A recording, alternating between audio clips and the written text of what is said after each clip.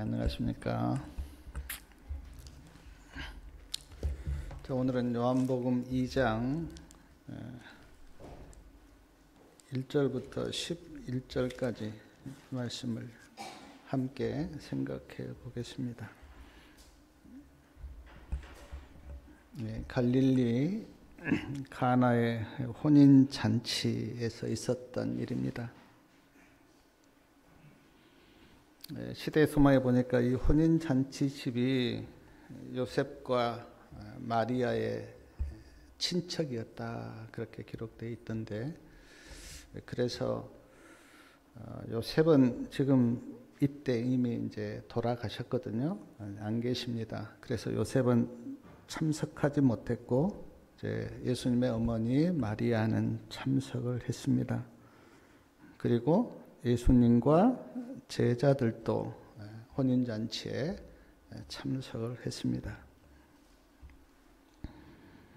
11절에 보니까 예수께서 이 처음 표적을 갈릴리 가나에서 행하여 그렇게 나오는데, 처음 표적이다 그렇게 기록되어 있습니다. 제가 정확히 세보지는 않았는데 예수님의 공생애 3년 반 동안 30번 이상 이적이나 표적을 행하셨다 그렇게 볼 수가 있는데, 그 중에 오늘 이제 이 말씀이 처음 표적입니다. 마지막 표적은 뭘까 제가 생각을 해보니까, 예수님이 십자가에 돌아가시기 전에 겟세마네 동산에서 기도하실 때 대제사장 말고가 예수님을 붙잡으려고 왔어요. 그때 베드로가 예수님을 보호하려고 이제 칼을 휘둘렀는데 그 칼이 말고의 귀를 잘라버렸습니다. 귀가 땅에 떨어졌는데 예수님께서 베드로를 책망하셨죠. 베드로야, 칼을 쓰지 마라. 칼을 쓰는 자는 칼로 망한다라고 베드로를 책망하시면서 땅에 떨어진 말고의 귀를 주님께서 붙여주셨습니다. 그게 마지막 표적이 아닌가 그런 생각을 해봤어요. 성경에 이적이나 기적이나 표적이라는 말이 나오는데, 이적이나 기적은 이제 같은 의미라는 생각이 들고, 그러나 표적은 어떤 목적을 두고 행하신 거예요. 오늘 지금 처음 표적인데 예수님께서 어떤 목적으로 이 표적을 행하셨는가, 11절 끝에 보니까 제자들이 그를 믿으니라. 시대소망 147페이지에도 첫 표적을 행하신 것은 제자들의 믿음을 굳게 하시기 위함이었다. 제자들을 믿도록 하기 위해서요. 오늘 이 말씀이 지금 예수님의 공생의 초기에 있었던 일이거든요. 제자들이 부름받아 주님을 따라왔지만 사실 주님을 잘 몰랐어요. 끝까지 예수님을 잘 아는 건 아니었지만 이때는 특별히 예수님을 잘 몰랐어요. 그래서 예수님께서 자신이 누구인가를 제자들에게 알게 하고, 그래서 믿도록 하기 위해서 오늘 이 표적을 행하셨다고 성경에는 그렇게 기록되어 있습니다. 왜 이 처음 표적을 혼인잔치집에서 행하셨을까? 제가 이렇게 생각을 해봤는데, 혼인이라고 하는 게 남녀가 서로 사랑해서 하는 예식이에요.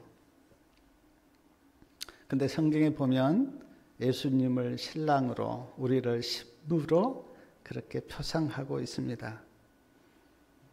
어떤 측면에서 보면 예수님께서 이 땅에 사람으로 오셨는데 신부를 구하기 위해서 오셨다고 해도 틀린 말은 아닙니다. 왜냐하면 사랑하는 신부를 구하기 위해서. 그래서 계시록 19장인가요? 거기에 보면 이제 그 어린 양의 아내가 준비되었다 그렇게 하면서 혼인 예식이 이렇게 행해지는데, 그래서 아마 이 첫 표적을 예수님께서 신랑과 신부가 결혼하는 혼인 잔치에서 행하신 것이 아닌가 하는 생각도 해보았습니다. 사랑하는 여러분, 신랑과 신부처럼 우리도 예수님과 그런 사랑을 나누어야 합니다. 사랑을 나누셔야 돼요. 예수님과 사랑으로 연결되어 있어야 돼요. 신랑 신부가 하나 된 것처럼 우리도 예수님과 그렇게 하나가 되어야 돼요. 아까도 이제 교과 시간에도 이야기했는데 신성과 인성의 결합, 그것이 곧 하나 되는 거거든요. 우리는 인성이에요. 근데 신성이신 예수님을 만날 때 그 결합이 어떤 혼인의 결합인 것처럼 그렇게 될 수가 있습니다. 또 하나 오늘 말씀을 이렇게 보면서 제가 받았던 영적 교훈이 뭐냐면 1절에 보면 사흘 되던 날에 그렇게 시작합니다. 사흘 되던 날에. 근데 요한복음 1장에 보면 이튿날이란 말이 여러 번 나와요. 이튿날. 그리고 요한복음 3장에 요한복음 1장 43절에도 이튿날 그렇게 나옵니다. 예, 그리고 35절에도 또 이튿날 그렇게 나와요. 그리고 요한 29절에도 이튿날 그렇게 나오네요. 29절 이튿날, 35절도 또 이튿날 그렇게 나오다가 43절에도 이튿날 그렇게 나오다가 요한복음 3장에 가서 사흘 되는 날에 그렇게 나옵니다. 그리고 11절 중간에 보니까 그 영광을 나타내시며 사흘 되던 날에 영광을 나타내셨다. 이 말씀 제가 이렇게 묵상하면서 실제로 예수님께서 영광을 언제 나타내셨는가? 십자가에 죽으시고 사흘 되던 날에 부활하심으로 예수님의 영광을 드러내셨어요. 그러므로 이 사흘 되던 날에 영광을 나타내셨다고 하는 이 말씀 속에는 물론 이때 제자들도 깨닫지 못하고 아무도 깨닫지 못했지만 그러나 사흘 되던 날에 영광을 나타내셨다고 하는 이 말 속에는 십자가와 부활을 예표하고 있다. 그렇게 저는 봤습니다. 오늘 이 말씀이 그냥 혼인 잔치집에서 어떤 표적을 행하던 그것으로 끝나지 않고 예수님은 지금 구속의 경륜의 측면에서 사흘 되던 날에 하나님의 영광을 부활로서 드러내는 하나의 표상으로 오늘 이 말씀이 그렇게 주어져 있다라는 생각이 들었어요. 제가 하나님의 말씀을 이렇게 연구해 보니까 하나님의 말씀 속에는 깊은 의미가 들어있어요. 비유로도 그 깊은 의미가 들어있고 또 표상으로도 들어있어요. 그래서 우리가 하나님의 말씀을 그냥 어떤 문자적으로 형식적으로 그렇게 읽지 마시고 그 말씀이 구속의 경륜 차원에서 어떻게 주어져 있는가를 우리가 말씀을 깊이 봐야 돼요. 사흘 되던 날에 영광을 드러내셨다고 하는 그 의미 속에는 예수님께서 앞으로 십자가를 지시고 사흘 되던 날에 부활로서 영광을 드러내시는 그런 깊은 의미도 이 말씀 속에 들어있다는 생각을 했습니다. 또한 요한복음 2장 5절 말씀 우리가 같이 한번 읽겠습니다. 5절 말씀이요. 그 어머니가 하인들에게 이르되 너희에게 무슨 말씀을 하시든지 그대로 하라 하니라. 예수님의 어머니가 하인들에게 했던 말씀이에요. 너희에게 무슨 말씀을 하시든지 그대로 하라. 이 말씀의 의미는 예수님의 말씀이 이해가 되든지 이해가 되지 않든지 순종하라는 그런 의미고 내 생각에 맞든지 맞지 않든지 예수님의 말씀에 순종하라고 하는 의미인데, 자, 오늘 말씀 좀 보십시오. 자, 2장 3절에 보니까 이제 포도주가 모자란지라 이제 포도주가 떨어졌어요. 혼인 잔치를 하고 있는데, 그리고 손님들은 와 있는데 포도주가 없습니다. 얼마나 난감하겠습니까? 이스라엘 백성들, 특히 유럽 쪽에는 이 포도주가 혼인 잔치에 있어서 가장 메인인데 이 포도주가 떨어진 거예요. 근데 요한복음 2장 7절에 보니까 예수님께서 어떤 말씀을 하셨는지 7절 말씀 우리 같이 한번 읽겠습니다. 예수께서 저희에게 이르시되 항아리에 물을 채우라 하신즉 아구까지 채우니. 예수님이 하인들에게 이야기합니다. 이제 항아리에 지금 포도주가 떨어졌는데 항아리에 물을 채우라 그렇게 말씀하셨어요. 그리고 예수님의 말씀대로 하인들이 항아리에 물을 가득 채웠습니다. 그리고 8절에 보니까 이제는 떠서 연회장에게 갖다 주라 하시되 갖다 주었더니, 포도주를 채운 게 아니고요, 물을 채웠습니다. 근데 예수님이 어떻게 말씀하냐면 너희들이 채웠던 그 물을 떠다가 하객들에게 주라 그렇게 말씀하셨어요. 이해가 됩니까? 성도님들 같으면 내가 채웠던 그 항아리에 물을 떠다가 손님들에게 주겠습니까? 만약 진짜로 손님들에게 물을 주면 어떻게 되겠습니까? 제가 보니까 망신당할 것 같아요.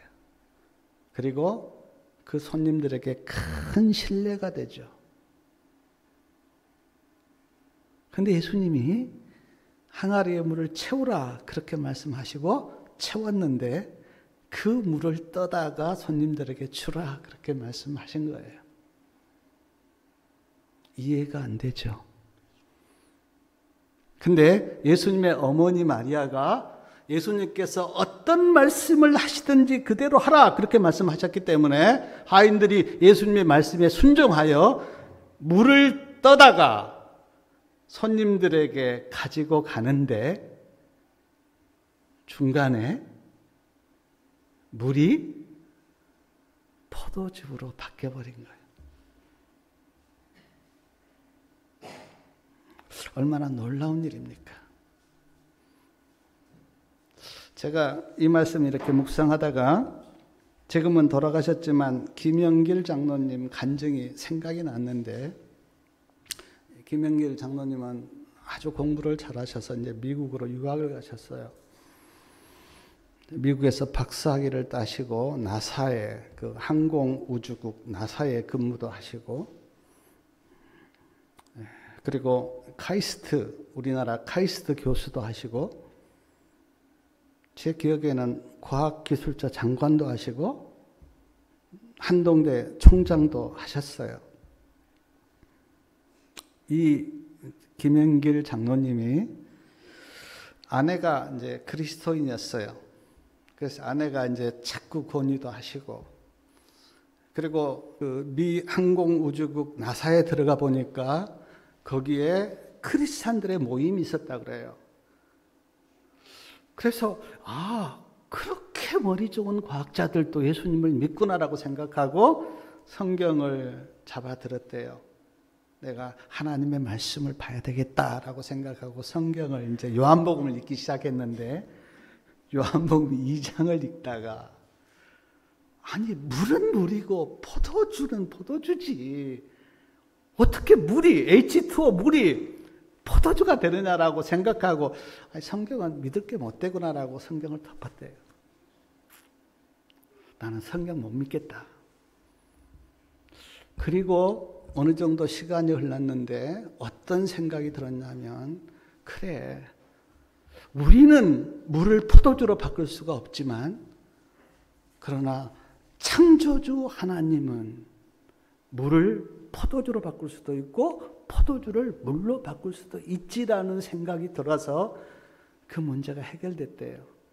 그리고 그 다음부터는 어떤 기적도 문제가 되지 않고 신실한 크리스찬이 되고, 정말 그분이 제가 그걸 좀 비디오로 봤는데, 한동대에 가서 기독교 대학으로 순수하게 학생들을 가르쳤던 그런 참 감동적이에요.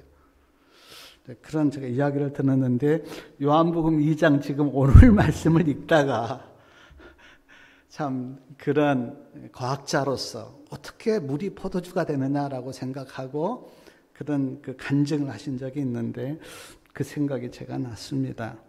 사랑하는 여러분, 우리가 인간의 이성으로 성경을 보면 믿어지지 않죠. 예수님께서 무리를 걸으신 것도 믿어지지 않고 죽은 자를 살리신 것도 믿어지지 않는데, 그러나 하나님이신 예수님의 시각으로 보면 그런 것들은 아무것도 아닙니다.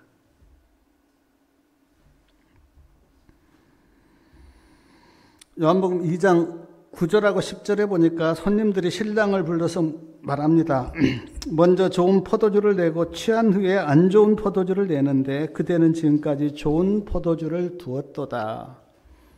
아마 사람들이 그런가 봐요. 처음에 좋은 포도주 내고 그 좋은 포도가 떨어지면 이제 조금 안 좋은 포도주를 내는 게 그때의 어떤 상식이었던 것 같아요. 근데 지금 이제 오늘 손님들이 볼 때는 정반대거든요. 나중에 나온 포도주가 더 맛있는 포도주가 나오니까 지금 이렇게 하는 거예요. 이런 말을 하는 거예요. 근데 요한복음 2장 9절 한번 말씀 좀 보십시오. 9절요. 9절 말씀 같이 한번 읽겠습니다. 연회장은 물로 된 포도주를 맛보고 어디서 났는지 알지 못하되 물 떠온 하인들은 알더라. 연회장이 신랑을 불러. 그렇게 나오는데, 연회장에 온 손님들은 이 맛 좋은 포도주가 어떻게 나왔는지 아무도 몰랐어요. 모를 수밖에 없잖아요. 물을 떠다가 주는 도중에 지금 물이 포도주로 바뀌었는데 모르죠. 근데 지금 하인들은 알았습니다. 하인들은 알았어요. 왜냐하면 하인들은 분명히 물을 부었는데 손님들에게 그 물이 갔을 때는 포도즙이 되었거든요. 하인들은 알았다 그랬어요. 왜 하인들은 알았을까? 하인들은 예수님의 말씀에 순종을 해봤거든요. 그래서 하인들은 알았어요. 사랑하는 여러분, 하나님의 말씀에 순종을 해본 사람은 하나님의 말씀이 어떤 말씀이고 어떤 능력이 있고 그 말씀이 구원이라고 하는 것을 압니다.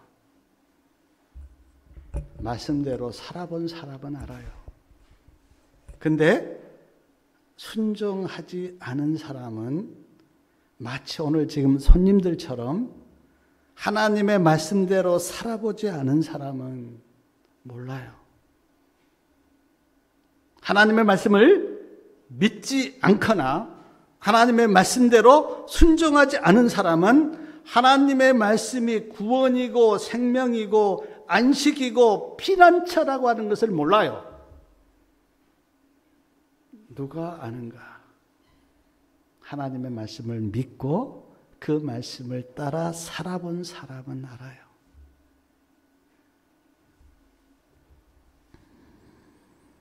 그러므로 사랑하는 여러분, 성도님들의 이성으로 예수님의 말씀이 이해가 되든지 이해가 안 되든지, 내 생각에 맞든지 안 맞든지 예수님의 말씀에 순종하시기 바랍니다. 그러면 하인들처럼 놀라운 능력을 경험해요. 살아보면 알아요. 제가 성경에 몇 가지 이렇게 실례가 이제 성경에 나와 있는데 제가 몇 가지만 좀 말씀을 드리면, 첫째 여리고성이요. 이스라엘 백성들이 요단강을 건너서 여리고성 앞에 왔어요. 여리고성이 굉장히 견고한 성이었다고 제가 책에서 봤는데, 성이 얼마나 두껍냐면 그 위에 전차가 다닐 정도로 그렇게 두꺼웠대요. 성이. 여리고성 앞에 왔습니다. 이스라엘 백성들이 그때 뭐 무기도 없었잖아요. 광야 40년 동안 그냥 왔는데 무슨 무기가 있었습니까? 그리고 무슨 전술이 있었습니까? 도저히 여리고성을 무너뜨리고 갈 수 있는 길은 없었는데, 그때 하나님의 말씀이 뭡니까? 아침 일찍 일어나서 하루에 한 바퀴씩 6일 동안 여리고성을 돌라. 그리고 7일째는 7바퀴를 돌고 나서 크게 외치라. 그게 하나님이 주신 말씀이었어요. 이해가 됩니까? 아니, 어떻게 돈다고 여리고성이 무너집니까? 장난감도 아닌데 그렇게 견고한 성이 어떻게 하루에 한 바퀴씩 7일 동안 돈다고 무너지냐고요. 근데 이스라엘 백성들은 그 하나님의 말씀에 순종했어요. 혹시 내가 성경에 보니까 혹시 그 돌면서 막 이렇게 돈다고 무너지냐 막 그렇게 이야기할까 봐 하나님께서 돌면서 아무 말도 하지 말라고 그렇게 말씀하셨어요. 소리 내지 마라. 그리고 7일 동안 돌고 크게 외치자 여리고성이 무너졌어요. 사랑하는 여러분, 하나님의 말씀에 순종하면 놀라운 일이 일어납니다. 또 하나 제가 생각했던 그 말씀이 뭐냐면, 요한복음 9장에 보면 날 때부터 소경된 자가 나와요.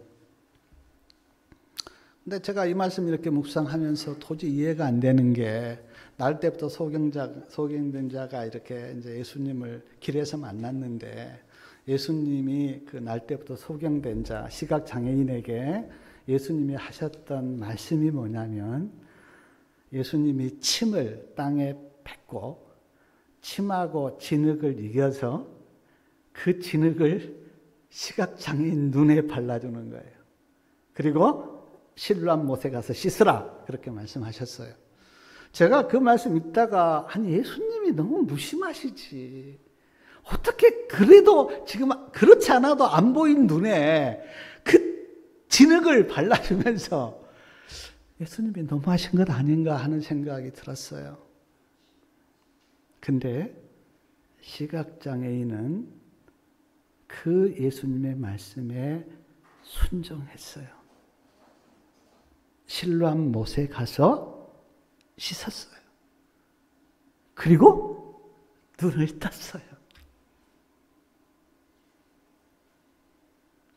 참 예수님의 말씀이 도저히 인간의 이성으로는 이해가 안 되는데 순종해 보면 그 예수님의 말씀이 어떤 말씀인가를 깨닫게 돼요. 그러므로 사랑하는 여러분, 성경을 읽고 예수님의 말씀을 들을 때 이성으로 이해하려고 하면 성경 못 믿습니다. 믿고 순종해 보면 알아요.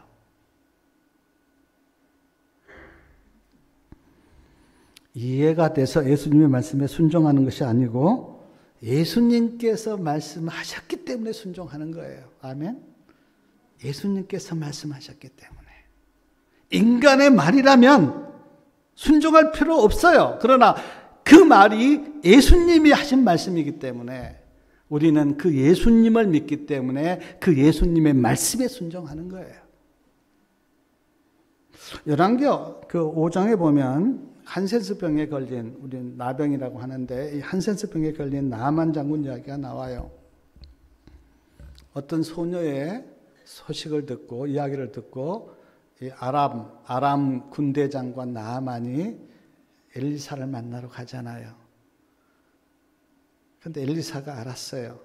근데 엘리사가 만나주지 않고 종을 시켜서 이렇게만 이야기합니다. 요단강 물에 가서 7번 씻으시오. 그러면 나을 것이오.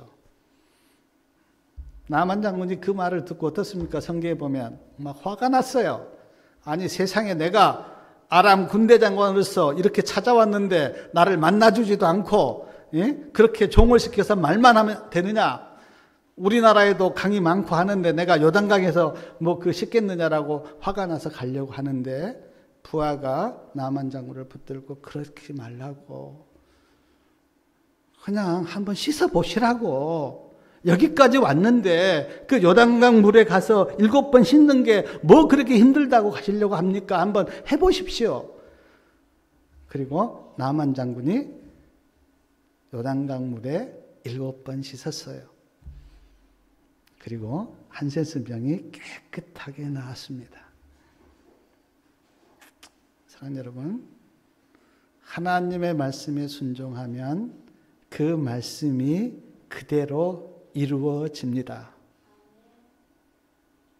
하나님의 말씀은 그대로 이루어져요. 반드시 그대로 이루어져요. 언제 그 말이 이루어질지 우리는 그때는 몰라요. 그러나 우리가 믿는 것은 하나님의 말씀은 반드시 이루어진다.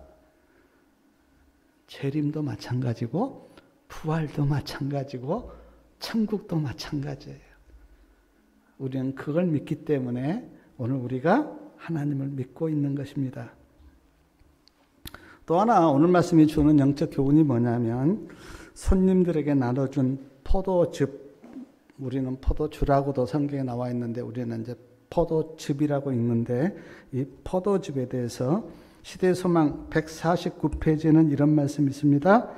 포도즙은 세상의 죄를 위하여 흘리신 그리스도의 피를 상징한다. 사람들은 모를 거예요.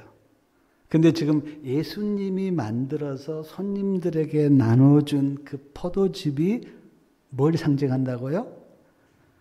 예수님이 흘리신 피를 상징한다.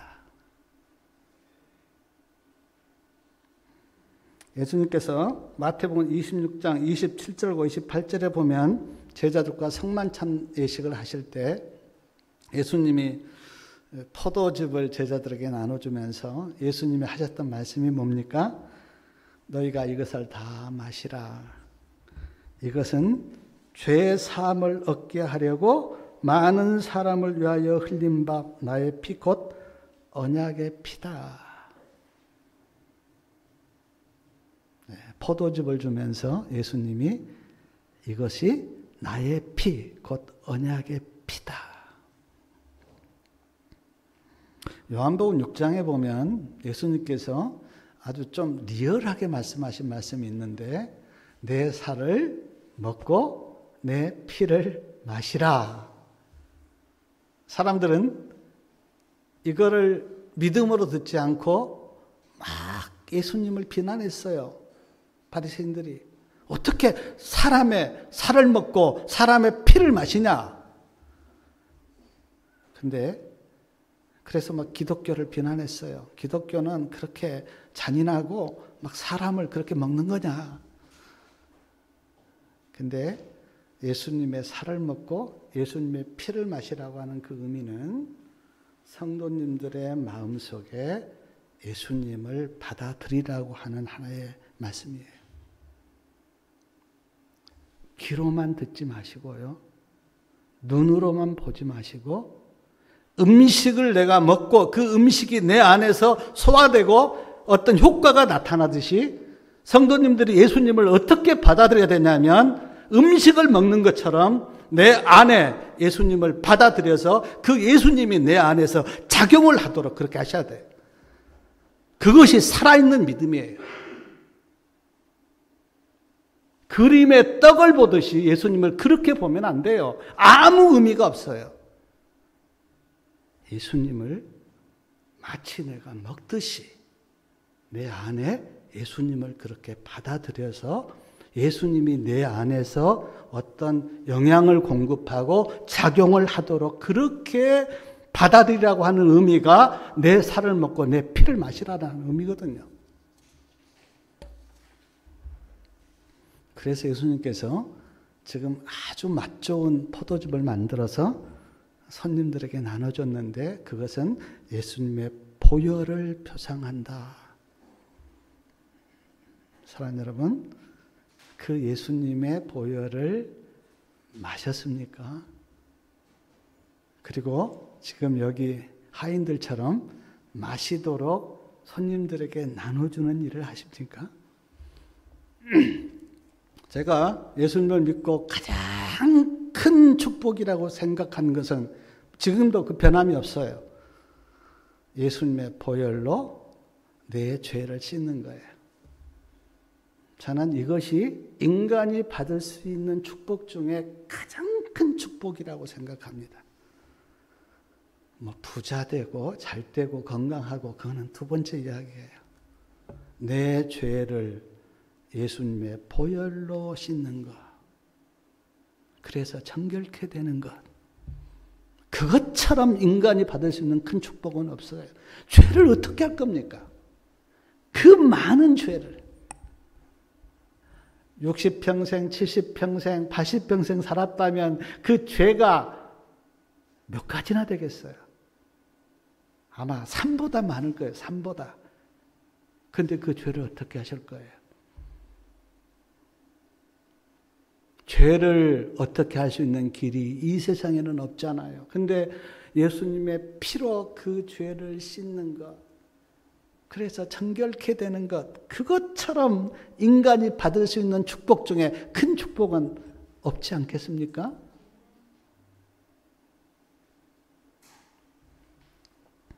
또 하나 오늘 말씀이 주는 그 영적인 교훈이 뭐냐면, 이제 포도주가 떨어진 6 돌 항아리, 그거 이제 6절에 나오잖아요. 6절에. 돌 6 항아리가 있는데, 이제 그 포도주가 떨어졌어요. 자, 성경에서 1하고 3은 하나님을 상징하는 수입니다. 하나님은 유일하시고 또 삼위일체 하나님, 그래서 1과 3은 하나님을 표상하는 수예요. 4는요, 동서남북, 그래서 땅을 표상하는 수입니다. 4는. 7하고 12는 완전수예요. 7은 완전수고 12도 완전수예요. 근데 여기 지금 6 돌 항아리, 6절에 보니까 돌 항아리 6이 놓였는지라, 근데 지금 항아리가 6개예요. 근데 이 6은 계시록 13장 18절에 보면 666은 사람의 수다, 그렇게 나옵니다. 6은 사람의 수예요. 왜 6이 사람의 수인가? 내가 이렇게 생각해 보니까 하나님께서 사람을 창조하실 때 6째 날 창조하셨어요. 그리고 돌 항아리 6 그랬는데, 돌 항아리도 로마서 9장 24절에 보면 그릇, 항아리는 인간을 표상해요. 그러므로 우리가 지금 6 항아리에 포도주가 떨어졌다고 하는 그 의미를 우리가 영적인 시각에서 보면 인간에게 포도주가 떨어졌다고 하는 인간의 실존을 지금 이야기한다, 그렇게 우리가 볼 수가 있습니다. 사랑하는 여러분, 젊었을 때는 포도주가 넘칩니다. 저도 이제 젊음을 거쳐왔잖아요. 20대, 30대는 포도주가 막 넘쳐요. 그래서 기쁜 일도 많아요. 행복한 일도 많습니다. 근데 사람이 서서히 늙어가고 병들면 뭐가 떨어져 갑니까? 낙이 없어져 가요. 포도주가 떨어져 가요. 연세가 많아서 죽을 날이 가까워지면 낙이 없습니다. 기쁨이 없어요. 제가 며칠 전에도 그런 이야기 했는데, 젊은이들이 만나면 뭔지 모르게 그렇게 잘 웃고 놀아요. 욕심 먹은 사람이 거기에 가면 웃을 일이 없어요. 웃을 일이. 사고를 당해서 다치거나 장애인이 되면 내 안에 있는 낙이 없어집니다. 포도주가 떨어져 가요. 암 같은 중병에 걸리면 포도주가 떨어져요. 제가 그 암에 걸린 사람이 어떻게 바뀌는가, 제가 그걸 보면서 굉장히 놀랐는데, 그렇게 고기 좋아하는 사람이 암에 걸렸다는 소식을 듣고 의사가 고기를 끊으세요 라고 하니까 그렇게 고기를 좋아하는 사람이 생활을 바꾸는 걸 보면서, 야, 암의 영향력이 이렇게 큰가 하는 걸 제가 느낀 적이 있는데, 중병에 걸리면 포도주가 떨어져 가요. 근데 사랑하는 여러분, 인간치고 누구나 언젠가는 포도주가 떨어질 날이 온다는 겁니다. 한 사람도 예외가 없어요. 장군도 대통령도 아무리 출세하고 돈이 많은 기업가도 언젠가는 포도주가 떨어질 날이 와요. 부인할 수 없는 사실이에요. 며칠 전에 노태우 대통령님 돌아가셨습니다. 한때는 우리 대통령이셨고 대한민국을 휘어잡던 그런 사람이었어요. 근데 늙으셔서 연세가 많으니까 돌아가셨어요. 이런 예화를 제가 들었던 기억이 나는데, 공부를 열심히 하는 학생에게 교수님이 물었습니다. 자네 참 공부를 열심히 하는데 뭐 하려고 그렇게 공부를 열심히 하는가, 그렇게 물었어요. 학생이 대답하기를, 네, 변호사가 되겠습니다. 그래, 참 변호사 참 좋지. 그 다음에는 뭘 할 건가? 국회의원에 이렇게 출마해서 국회의원이 되겠습니다. 그래, 참 좋지. 그 다음에는 뭘 할 건가? 그 다음에는 이제 참 뭐 봉사도 많이 하고 좋은 일 많이 하고 여행도 다니고 그렇게 재밌게 살겠습니다. 그래, 그 다음에는 뭘 할 건가? 계속 그렇게 물었어요. 마지막 학생의 대답이 뭐냐면, 죽겠죠. 늙어서 죽겠죠. 그 대답을 듣고 교수가 이렇게 물었다 그래요. 끝이, 인간의 끝이 죽음이라면 다시 한번 끝에서부터 인생을 생각해 보게.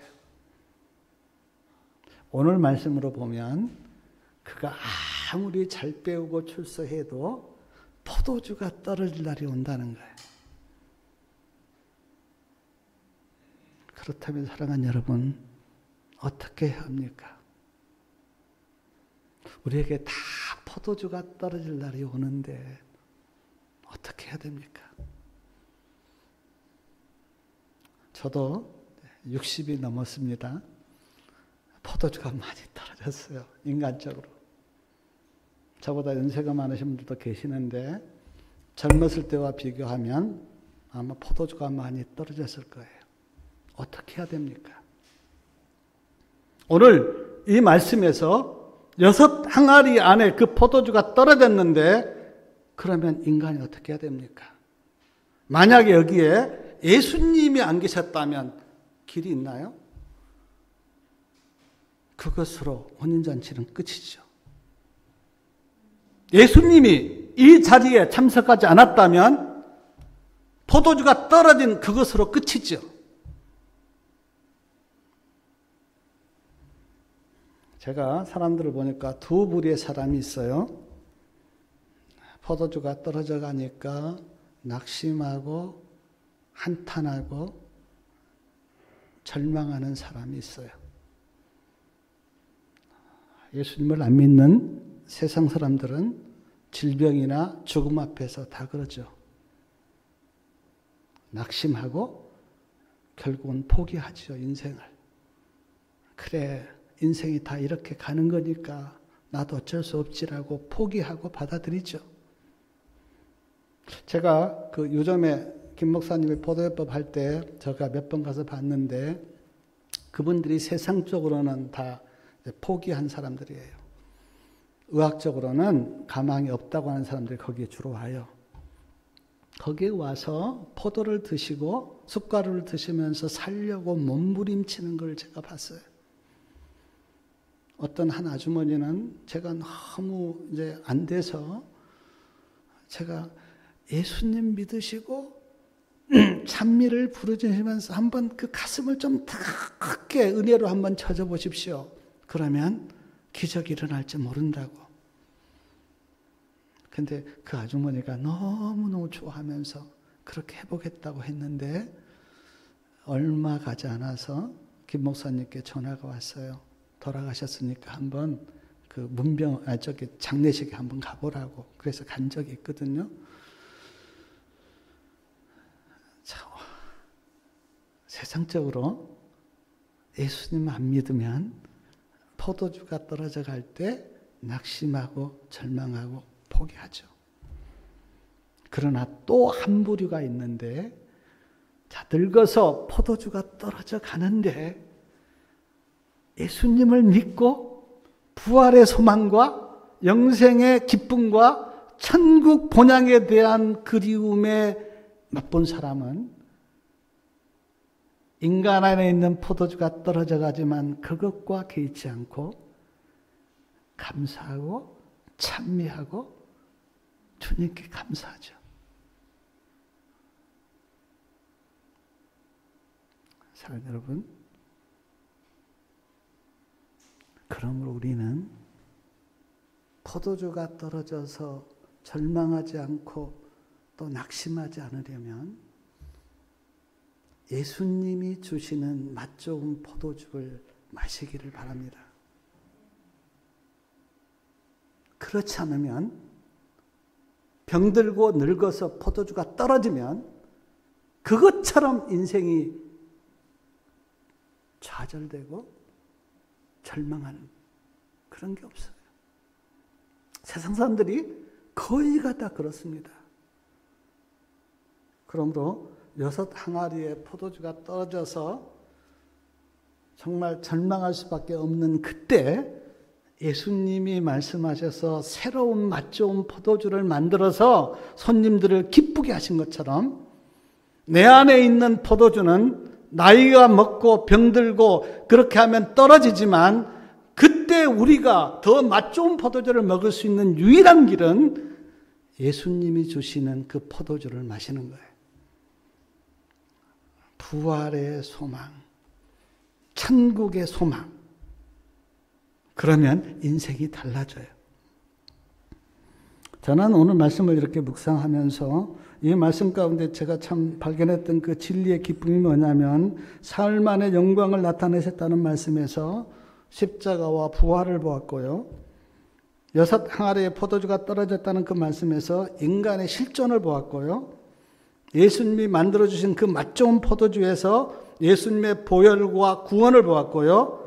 예수님의 말씀에 순종하면 어떤 일이 일어나는지도 오늘 말씀에서 보고 그 진리가 주는 기쁨이 나에게 있었어요. 아, 예수님의 말씀 속에는 이렇게 깊은 뜻이 있구나. 표적이나 예수님의 어떤 말씀이라도 내가 쉽게 지나가서는 안 되겠구나.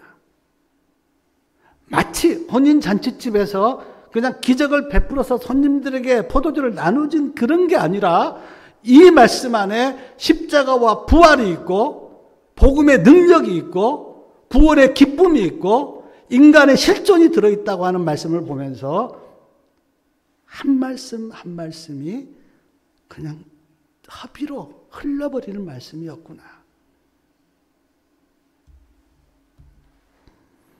예수님의 말씀을 깊이 연구하셔서 주님이 주시는 그 맛 좋은 포도주 그걸 잡수시고 기쁨과 은혜를 누리시고, 비록 우리가 육신적으로는 쇠하여 가고 늙어가지만 그러나 주님이 주시는 그 맛 좋은 포도주의 기쁨과 또 감사와 또 은혜를 느끼시고 남은 여생을 행복하게 사시고, 또 우리 다 함께 그 부활의 아침에 주님을 만나시는 은혜가 있기를 바라면서 말씀을 마치겠습니다.